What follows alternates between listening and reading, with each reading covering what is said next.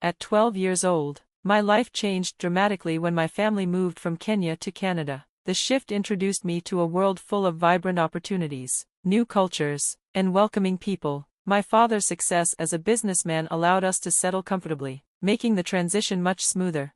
In high school, I met Russell, who would eventually become my husband. Our relationship had its ups and downs, but by the time I turned 22, we decided to commit fully and marry. I was overjoyed, imagining a future filled with love and happiness. However, there was one significant obstacle: Russell's mother, Doris. She openly opposed our marriage, and I couldn't shake the feeling that her objections were, at least in part, due to my Kenyan background. Doris often made subtle, uncomfortable remarks that made me feel unwelcome.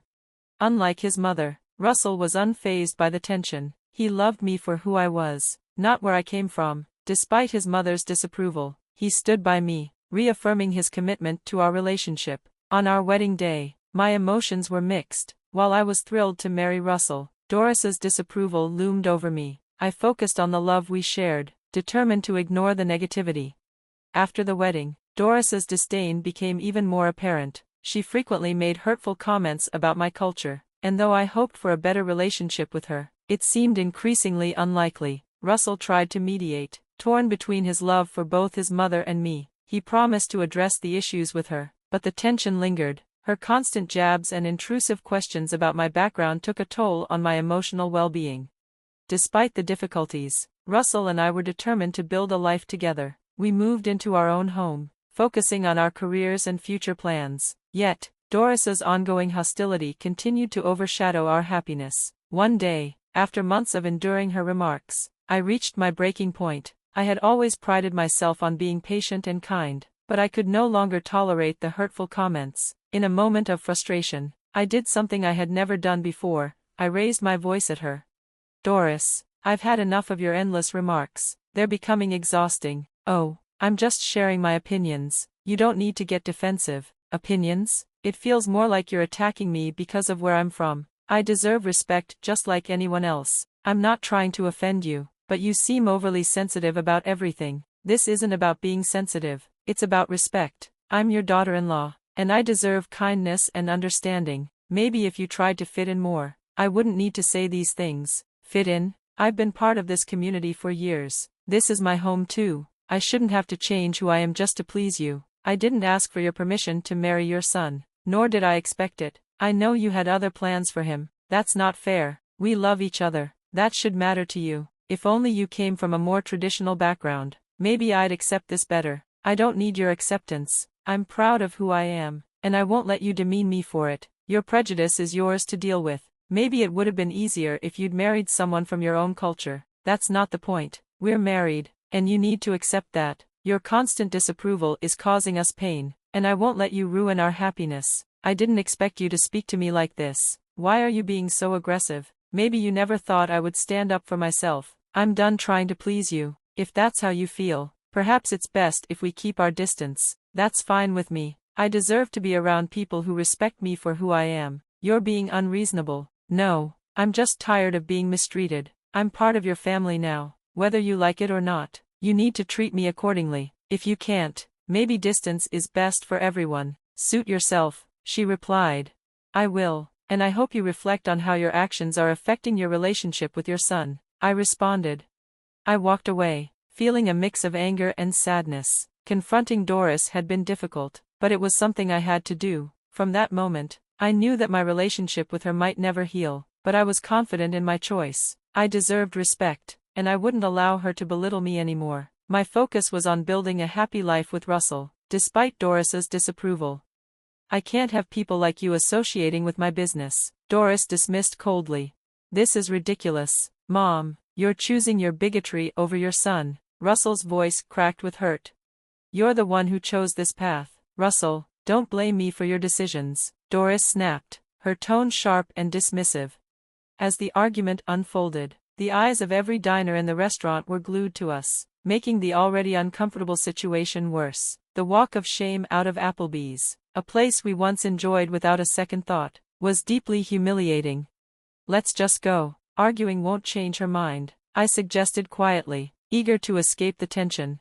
"You're right, Janice. It's not worth it. Russell agreed, his disappointment clear. And don't come back, no one wants you here, Doris shouted after us, her voice dripping with disdain. We left the restaurant, walking aimlessly down the street. Russell was visibly upset, so I gently encouraged him to talk about what he was feeling, especially about the significance of Applebee's to him. Let it out, Russell, how are you really feeling? I know Applebee's meant more to you than just a place to eat, I said softly. It was where my dad and I connected. We'd sit by the window, order our favorites, and talk for hours. It was our place, and now it's tainted, he explained, his voice heavy with emotion. I can't believe Doris would do this, knowing how much Applebee's meant to you and your dad. She's just using it to hurt you because she doesn't approve of us. It's so unfair, I said, my heart aching for him. You deserve better than this, Russell. It's painful to watch someone tear us down. I thought family was supposed to lift each other up, not tear each other apart, I added, feeling helpless. It's hard to understand why she's like this. Some people let their prejudices control them. We can't change that, but we can choose how we respond, he said, trying to stay strong. You're right, let's not let her negativity control us. What matters is that we have each other. Exactly, and actually, I have some news that might brighten your day, I said, attempting to shift the mood. What is it? He asked, intrigued despite the tense atmosphere. My dad recently acquired the entire block of buildings here, including Applebee's. Wait, what? Why didn't you tell me this before? It just happened. He closed the deal with the investors not long ago, but I was still processing everything. I was going to share it during a celebratory dinner at the restaurant. That's amazing, Janice. I need to congratulate him, Russell said, his mood lifting slightly. We can do that later, but right now, there's something more urgent. We need to talk about your mom, I replied, a serious tone creeping into my voice. My dad's not someone to mess with in business. Doris doesn't know it yet, but she's about to find out the hard way, I added, my voice filled with resolve. I quickly called my dad, putting him on speakerphone so Russell could hear. I explained everything that had just happened at Applebee's. My dad's voice was tight with anger. I knew Doris had issues with you, but kicking you out of a restaurant, that's a new low. I should have reviewed the documents sooner, but don't worry, I'll take care of it, he assured us, his tone firm. Give me 20 minutes, and I'll be there to handle it personally, he added, his confidence reassuring. I felt a wave of relief wash over me, but I also had some concern. I knew my dad could handle this, but I hoped it wouldn't escalate further.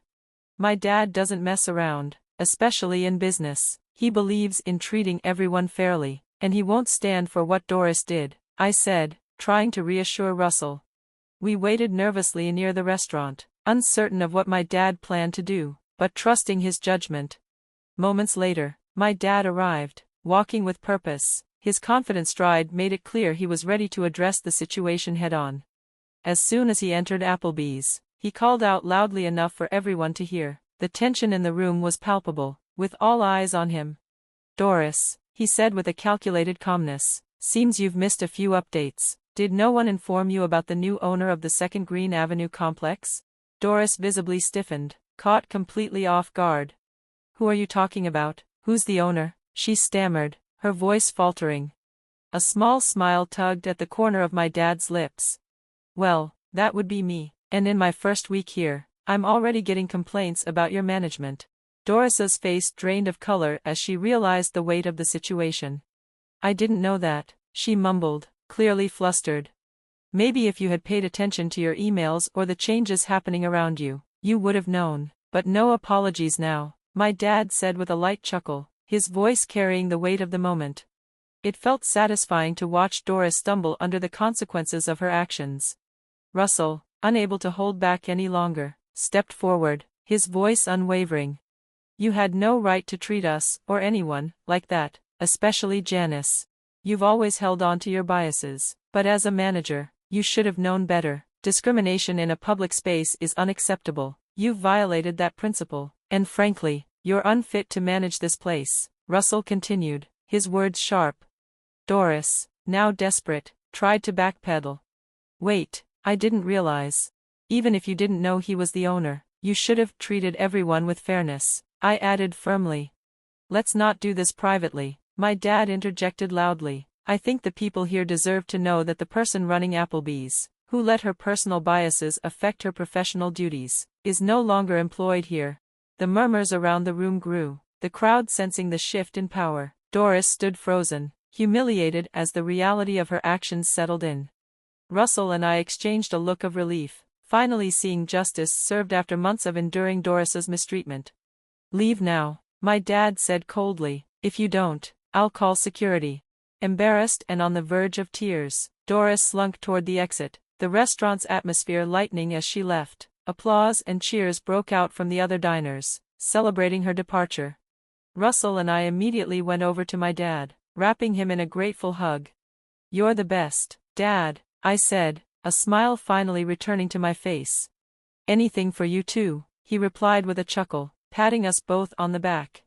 After briefly checking on the staff and making arrangements for a new manager, my dad returned, ready to wrap things up.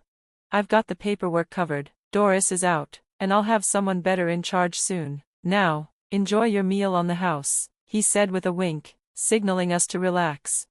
As we sat down, a whirlwind of emotions swirled in me. The day had turned unexpectedly, but I was deeply thankful for my dad's support. No matter what happened, it felt good to know we had someone willing to step in when it mattered most.